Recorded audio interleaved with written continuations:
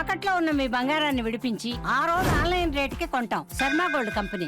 నమస్తే, welcome to Suman TV. నేను పద్మిని. ప్రస్తుతంతో పాటు ప్రముఖ పంచాంగకర్త, వాస్తు జ్యోతిష పండితులు, హస్త సాముద్రిక నిపుణులు మేడికొండూరు విశ్వనాథ్ ప్రసాద్ గారు మనతో పాటు ఉన్నారు. మాట్లాడదాం. సార్ నమస్తే. సార్ ఓం మాతా పితృ గురుభ్యో నమః. నమస్కారం సార్. ఐశ్వర్యానికి సంబంధించి ఐశ్వర్యం ఈశ్వరాధీనం అని అంటూ ఉంటారు కదా. అయితే మీ పంచాంగంలో నేను చూశాను, ఐశ్వర్య గణపతి స్తోత్రాన్ని మీరు ఇవ్వటం జరిగింది. మరి ఐశ్వర్య గణపతి ఇబ్బంది అంటూ ఏమీ ఉండదు, అయినప్పటికీ గణపతితో ఎలా రిలేట్ అయ్యింది ఆ స్తోత్రాన్ని చదువుకుంటే ఐశ్వర్యానికి సంబంధించినటువంటి ఇబ్బందులు ఏవైతే ఉన్నాయో అవి పోయేటటువంటి పరిస్థితి ఉంటుందా? ఈ ఐశ్వర్య గణపతి విశిష్టతను ఒక్కసారి మీ ద్వారా తెలుసుకోవాలనుకుంటున్నాను. మన హిందూ సాంప్రదాయంలో ఉన్న 5 రకాల దేవతా అర్చనల పద్ధతుల్లో గాణపత్యం అంటే గణపతికి సంబంధించిన పూజా విధానం, గణపతిని ప్రధాన దేవతగా పూజించే విధానం మనకున్నది. ఇందులో ఏ దేవతనైనా ఏ సాంప్రదాయంలో అయినా ఆ దేవతకు సంబంధించి మనకు సంబంధించిన అనుకూలమైన ఫలితాలు లేదా మనకి ఇబ్బందులు వచ్చినప్పుడు ఆ ఇబ్బందులు అధిగమించడానికి ఒక్కొక్క రూపాన్ని, ఒక్కొక్క తత్వాన్ని ఆపాదించి ఆ రూపంలో ఒక ప్రత్యేకమైన మంత్ర రూపంలో ఆ గణపతిని, ఆ తత్వాన్ని పూజిస్తూ ఉంటాం. అదేవిధంగా ఈ గాణపత్యానికి సంబంధించి చూసినప్పుడు గణపతికి సంబంధించిన రూపాలకు సంబంధించి ఆరోగ్యానికి సంబంధించి, ఐశ్వర్యానికి సంబంధించి, లేదా మిగతా బాధలు ఐహిక సుఖాలకు సంబంధించి ప్రతి విషయానికి సంబంధించి గణపతిని ఒక్కొక్క తత్వంలో, ఒక్కొక్క రూపంలో, ఒక్కొక్క విధంగా పూజించటం అనేది గాణపత్య సాంప్రదాయం.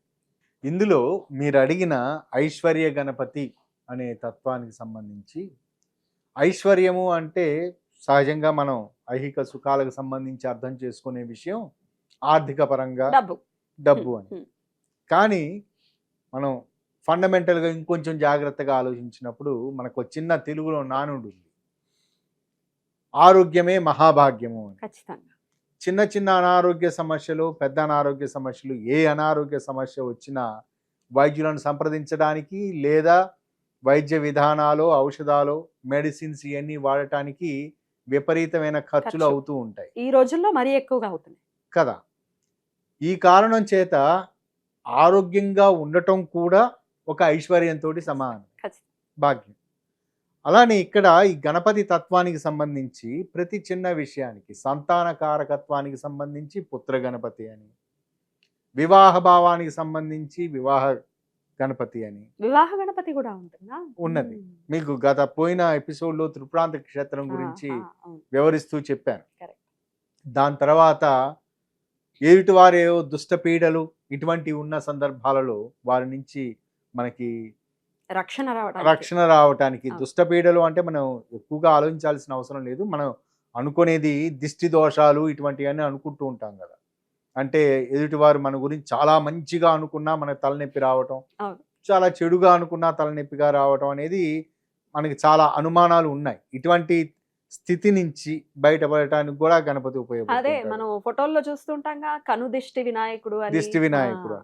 ఇది కాకుండా మనం ఏదైనా ఒక విద్య, సహజంగా గణపతికి సంబంధించి మనం సాంప్రదాయబద్ధంగా చూసుకునే విధానాలలో నూతన విద్య ప్రారంభించడానికి, ఏదైనా కొత్త పని ప్రారంభించుకోవటానికి, వీటన్నిటికీ మన గణపతి ఆరాధన చేస్తూ ఉంటాం. అంతే, విద్యారంభానికి ప్రతి విషయానికి గణపతి ఆరాధన చేస్తూ ఉంటాం.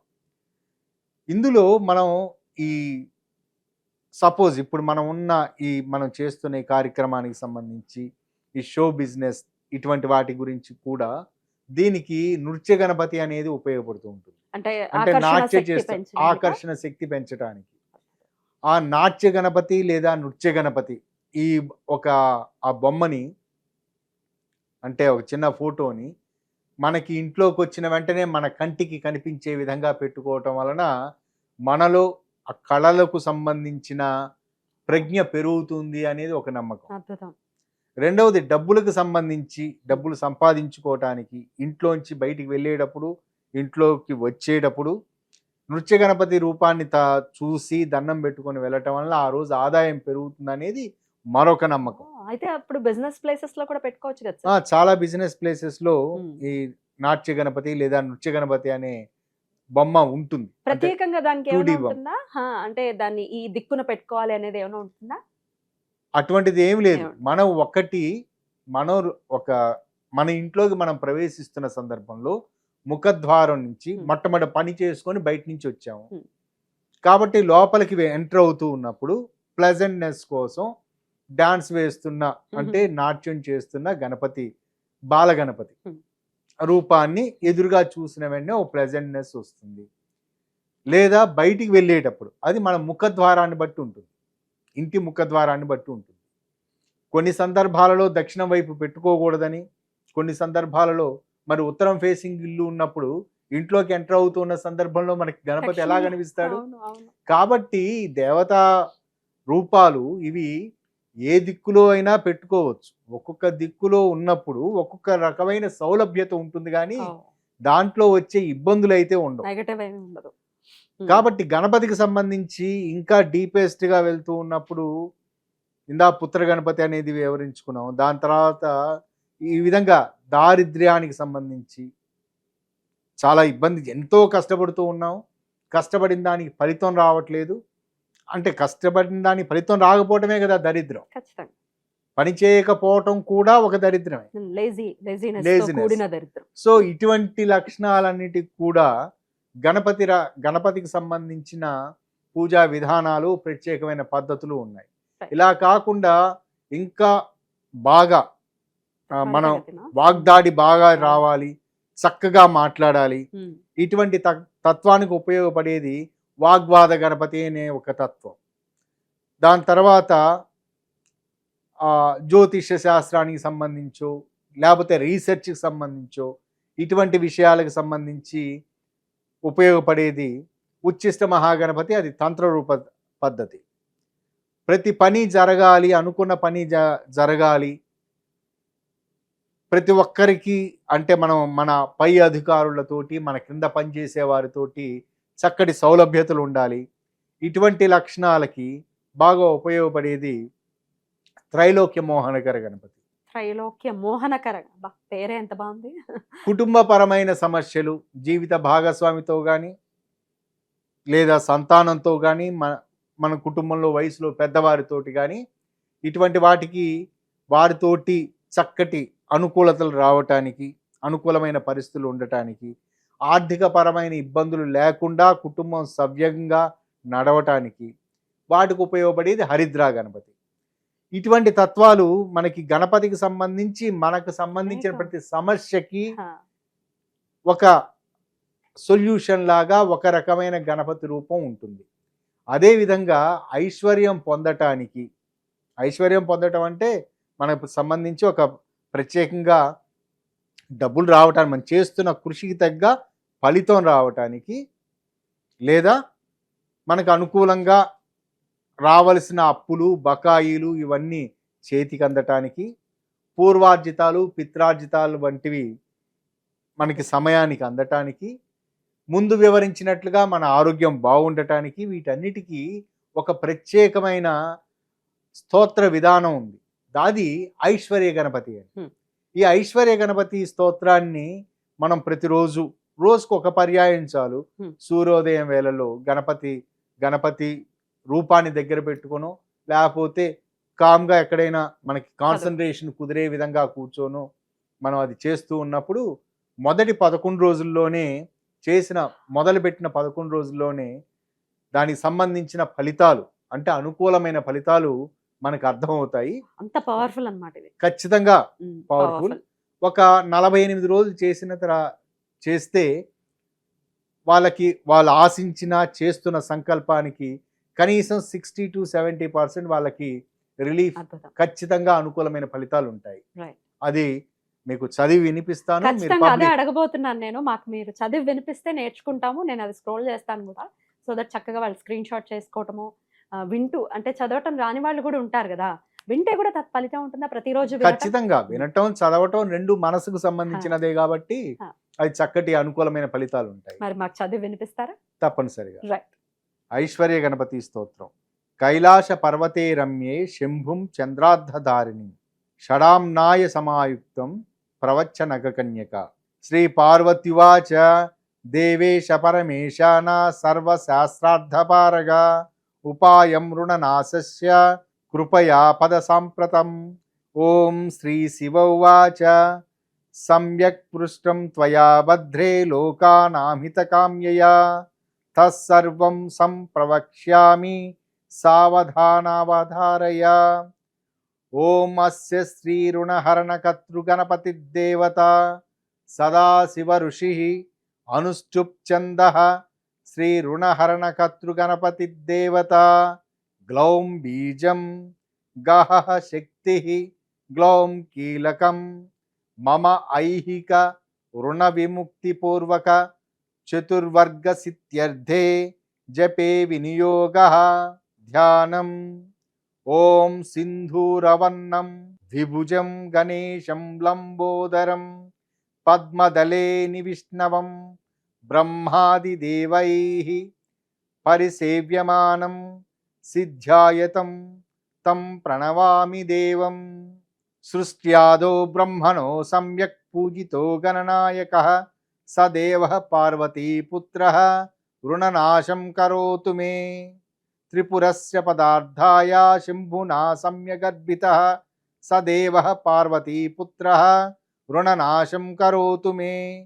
హిరణ్యకశ్యపాదీనాం పదార్థం విష్ణునార్చితః స దేవః పార్వతీపుత్రః రుణనాశం కరోతు మే. మహిషస్య వదే దేవ్యా గణనాథ ప్రపూజితః స దేవః పార్వతీపుత్రః రుణనాశం కరోతు మే. దేవైః సముద్రమథ ప్రారంభే చ ప్రపూజితః స దేవః పార్వతీపుత్రః రుణనాశం కరోతు మే. వృత్రస్య చ వదార్థాయ శక్రేణ పరిపూజితః భాస్కరేణ గణేశానః పూజితః చ విసిద్ధయే స దేవః పార్వతీపుత్రః రుణనాశం కరోతు మే. శశినా కాంతివృత్త్యర్థం పూజితో గణనాయకః స దేవః పార్వతీపుత్రః రుణనాశం కరోతు మే. పాలనాయ స్వతపసాం విశ్వామిత్రేణ పూజితః స దేవః పార్వతీపుత్రః రుణనాశం కరోతు మే. ఇదం రుణహరస్తోత్రం తీవ్ర దారిద్ర్యనాశినం స దేవః పార్వతీపుత్రః రుణనాశం కరోతు మే.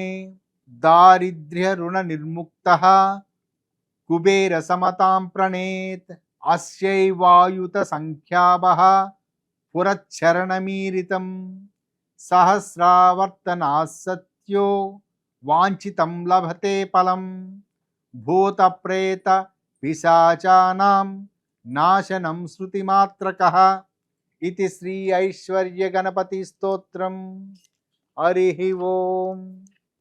ఈ ఐశ్వర్య గణపతి స్తోత్రం ఇది ప్రతిరోజు సూర్యోదయ సమయంలో లేచిన తర్వాత మన కాలకృత్యాలు ఇవన్నీ తీర్చుకొని సూర్య భగవాను ధ్యానం చేసుకుని మీకు ఎదురుగా గణపతి పటం లేదా గణపతి విగ్రహం ఉంటే ఓకే. గణపతి విగ్రహం లేదా ఫోటో ఉన్నప్పుడు 2 గరికలు లేదా మీకు దగ్గరలో మీ బయట ఉండే ఏదైనా ఒక పత్రమో ఏదో ఒకటి తీసుకొచ్చి అక్కడ పెట్టి మనస్ఫూర్తిగా సంకల్పం చెప్పుకొని నా ప్రస్తుతం ఈ ఆర్థికపరమైన బాధ ఉంది లేదా ఈ అనారోగ్య సమస్య ఉంది, కుటుంబంలో ఇటువంటి ఇబ్బందికర సన్నివేశాలు ఉన్నాయి అని మనస్ఫూర్తిగా దండం పెట్టుకొని సంకల్పం చెప్పుకొని ఈ ఐశ్వర్య గణపతి స్తోత్రాన్ని ఒక్కసారి చదవండి, లేదు వినండి. ఈ వీడియోని ప్లే చేసుకుంటూ చక్కగా వినండి. అది చక్కటి ఫలితాలను ఇస్తుంది. ముందు వివరించినట్లుగా మొదటి 11 రోజుల్లోనే కొంచెం దాని ఫలితం అనేది ఇది ప్రారంభమైంది, అనుకూలంగా మనకు మారుతుందని అనిపిస్తుంది అనేది సిగ్నిఫికెంట్ గా మనకు కనిపిస్తుంది అని చెప్తున్నారు. ఏ రోజు మొదలు పెట్టమంటారు సార్? తమకు అనుకూలమైన రోజు సహజంగా చవితి గణపతికి అనుకూలమైన రోజు. అది శుక్లపక్షం కావచ్చు, కృష్ణపక్షం కావచ్చు. రెండు పక్షాలలో ఎప్పుడైనా మొదలు పెట్టండి, లేదా మీకు ఎప్పుడు అనిపిస్తే అప్పుడు మొదలు పెట్టండి. వర్జ దుర్ముహూర్తాలు లేకుండా అంటే అది మరలా ఆగకుండా ఉండటం కొరకు మీకు అనుకూలమైన టైంలో మొదలు పెట్టండి. వర్జ దుర్ముహూర్తాలు ఉంటే బహుశా మరలా ఇంకోసారి రెండో పర్యాయం చేయటానికో మనం అనుకున్న సంకల్పంతో ఒక 48 రోజులు చేయటానికో మధ్యలో ఇబ్బందులు ఆటంకాలు వస్తాయి కాబట్టి వర్జ దుర్ముహూర్తాలు లేని సమయంలో ఇది మొదలు పెట్టండి. అద్భుతం. ఇలా కాకుండా కుటుంబపరమైన సమస్యలు తీవ్రంగా ఉండి ఆర్థిక పరంగా ఇటువంటి సన్నివేశాలలో శుక్రహోరలో చేయటం ఇది చాలా ఉపయోగకరమైన ఫలితాలను ఇస్తుంది. ప్రతిరోజు శుక్రహోరలో. ప్రతిరోజు శుక్రహోర అంటే రోజుకు 4 పర్యాయాలు శుక్రహోర వస్తుంది. పగటిపూట 2 పర్యాయాలు, రాత్రిపూట 2 పర్యాయాలు. రాత్రిపూట నిద్రపోతూ ఉంటాం కాబట్టి పగటిపూట మీకు అనుకూలమైంది ఒకటి ఉదయం సమయంలో వస్తుంది, మరొకటి మధ్యాహ్న సాయంత్రం సమయాల్లో వస్తుంది. అనుకూలమైన తీవ్రమైన కష్టాలలో ఉన్నప్పుడు వాటిని త్వరగా అధిగమించడానికి శుక్రహోరలో చేయటం వలన మంచి ఉపయోగ ఫలితాలు ఉంటాయి. ఎప్పుడెప్పుడు శుక్రహోర ఉంటుందని డౌట్ వస్తుంది. ఇది మన పంచాంగాల్లో ఉంటుంది. మనం ఏ రోజైతే ఇప్పుడు ఈరోజు శనివారం రోజు సూర్యోదయ సమయంతో శనిహోర మొదలవుతుంది. ఇది పంచాంగంలో ఆ క్రమం ఉంటుంది. శని, గురు, కుజ, రవి, శుక్ర, బుధ, చంద్ర. ఇది అది మనం ప్రతి పంచాంగంలోనూ హోరాక్రమం అనేది ఉంటుంది. శని, గురు, కుజ, రవి, శుక్ర, బుధ, చంద్ర. అన్ని 1 అవర్ ఉంటుంది. ప్రతి ఒక్కటి హోరా అంటే 1 అవర్ ఉండేది. సో ఈ ఆర్డర్ ని గుర్తుపెట్టుకోండి. ప్రతిరోజు ఆ రోజు హోరతోనే మొదలవుతుంది. శనివారం కాబట్టి శని హోర, అంటే తర్వాత గురు హోర ఉంటుంది, తర్వాత అట్లా, తర్వాత ఆదివారం అయితే రవి హోరతో రైట్. సో ఈ ఆర్డర్ గుర్తుపెట్టుకుని ఖచ్చితంగా శుక్రహోరలో ప్రతిరోజు చేయండి. ఐశ్వర్య గణపతి ఆయన అనుగ్రహాన్ని పరిపూర్ణంగా పొందండి. చాలా బ్యూటిఫుల్ గా మాకు ఎక్స్ప్లెయిన్ చేశారు సార్. చదివి కూడా వినిపించారు. కృతజ్ఞతలు సార్. నమస్తే. నమస్కారం.